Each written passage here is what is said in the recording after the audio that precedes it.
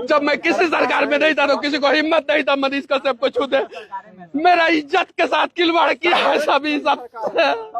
भगवान ही सबको देखेंगे, भगवान ही सबको नहीं छोड़ेंगे तो नहीं छोड़ेंगे।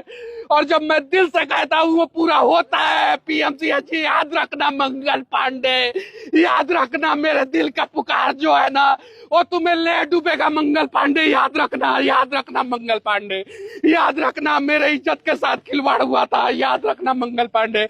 मनीष कश्यप बिहार में कभी रोया नहीं है, तुमने जो है पीएमसीएच में रुलाया है मंगल पांडे। याद रखना मंगल पांडे।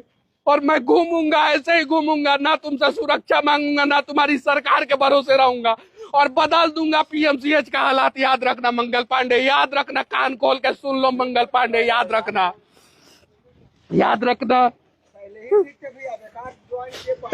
एकदम वैसे ही काम करेंगे।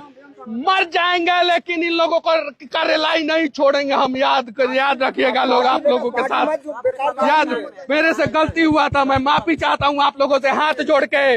मैं माफी चाहता हूँ आप लोगों से हाथ जोड़ के, बिना पूछे मैं एक पार्टी में शामिल हो गया। मैं माफी चाहता हूँ।